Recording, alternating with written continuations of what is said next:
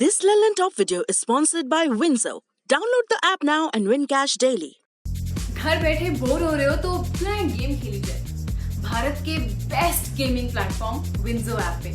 यहाँ पे आप अपना फेवरेट स्पोर्ट खेल सकते हो एंड जीत सकते हो बहुत सारा रियल कैश जो आप अपने बैंक अकाउंट, यूपीआई या पेटीएम वॉलेट से विड्रॉ भी कर सकते हो इंस्टेंटली।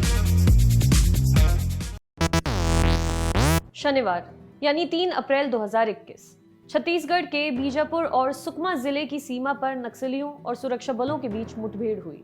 उस मुठभेड़ में 22 जवान शहीद हो गए हैं।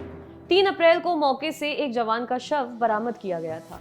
21 जवान लापता थे। 4 अप्रैल को सर्च ऑपरेशन के दौरान 21 और जवानों के शव बरामद किए गए। अभी भी एक जवान गायब है जिसकी तलाश जारी है।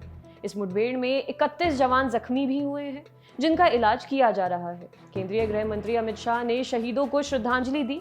उन्होंने कहा, छत्तीसगढ़ में नक्सलियों से लड़ते हुए शहीद हुए हमारे बहादुर सुरक्षा कर्मियों के बलिदान को नमन करता हूँ। राष्ट्र उनकी वीरता को कभी नहीं भूलेगा।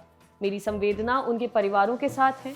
हम शांति और प्रगति के इन दुश्मनों के खिलाफ अपनी लड़ाई जारी रखेंगे। घायलों के जल्द ठीक होने की उम्मीद है। वहीं छत्तीसगढ़ के मुख्यमंत्री भूपेश बघेल ने कहा कि गृह मंत्री अमित शाह ने उन्हें फोन कर इस मामले पर बात की है। उन्होंने कहा, केंद्रीय गृह मंत्री श्री अमित शाह जी से बीजापुर में हुई नक्सली घटना के संबंध में विस्तृत चर्चा हुई है। इस दौरान बीजापुर में राज्य और केंद्र के सुरक्षा बलों और नक्सलियों के बीच हुई मुठभेड़ की मैदानी स्थिति से अवगत कराया। मुठभेड़ में सुरक्षा बलों को हुई क्षति दुखद है, लेकिन सुरक्षा बलों के हौसले बुलंद हैं और नक्सली हिंसा के विरुद्ध ये लड़ाई हम जीत ही जाएंगे। केंद्रीय गृह मंत्री जी ने कहा है कि केंद्र सरकार और राज्य सरकार मिलकर इस लड़ाई को अवश्य जीतेंगे।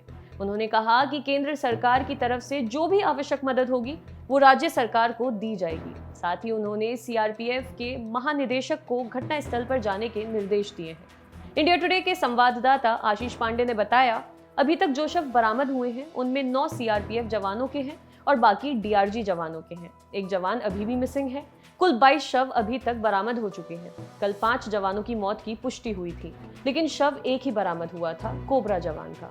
ये जवान असम का रहने वाला था। आशीष पांडे ने बताया कि जो शव बरामद हुए हैं वो सभी एक जगह ही जमा थे। माओवादियों ने इनके बुलेट प्रूफ जैकेट, हथियार, गोला बारूद, बाकी एक्सेसरीज सब लूट लिए। यहाँ तक कि कुछ जवानों के जूते तक लूट लिए गए हैं। उन्होंने बताया कि 1200 फोर्सेस ऑन ग्राउंड थे, जिनमें से 700 तारेम में थीं। 250 माओवादियों ने 700 जवानों को घेर लिया था। ये बात बताती है कि ये बेहद दुखद और दुर्गम इलाका है और बेहद कठिन परिस्थितियां यहाँ जवानों के सामने थी। माओवादियों की पीएलजीए यानी पीपल्स लिबरेशन गुरिल्ला आर्मी की बटालियन नंबर 1 सबसे दुर्दांत मानी जाती है। इसके कमांडर का नाम है हिडमा। हिडमा के ग्रुप और 4 लोकल एरिया कमेटी के ग्रुप ने मिलकर ये घेरा बनाया था। आशीष बताते हैं कि जवानों को घेरने के लिए यू शेप में 2 किलोमीटर का एक घेरा बनाया गया था। इस घेरे में जवान फंस गए। सुकमा और बीजापुर जिले की सीमा पर यह पूरी घटना हुई है। साल 2010 में भी एक ऐसी ही घटना हुई थी जिसमें करीब 76 जवान मारे गए थे। पिछले साल भी मिनपा में भी एनकाउंटर हुआ था जिसमें 22 से 23 जवान मारे गए थे। इन दोनों घटनाओं में भी ऐसा ही घेरा बनाया गया था। उन्होंने बताया, फोर्स कमांडरों को पता था कि वो खतरनाक माओवादियों के इलाके में जा रहे हैं। तभी 200 से 250 माओवादियों को पकड़ने के लिए 1000 से अधिक फोर्स गई थी।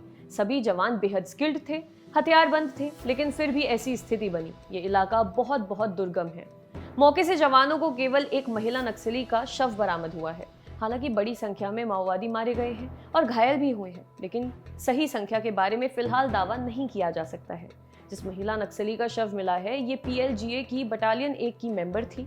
आज तक की खबर के मुताबिक छत्तीसगढ़ के डीएम अवस्थी ने भी 22 शवों के मिलने की पुष्टि की है। ये हमला इस साल का सबसे बड़ा नक्सली हमला है। इस हमले में माओवादियों ने देसी रॉकेट लॉन्चर और एलएमजी का इस्तेमाल किया था। इस घटना की गंभीरता को देखते हुए केंद्रीय गृह मंत्री अमित शाह ने अपना आसाम दौरा छोटा कर दिया है और दिल्ली वापस लौट रहे हैं। उनकी 3 जनसभाएं थीं, लेकिन एक रैली को संबोधित करने के बाद ही वे वापस लौट रहे हैं। आपके लिए खबर लिखी थी हमारे साथी वरुण ने। देखते रहिए लल्लन टॉप।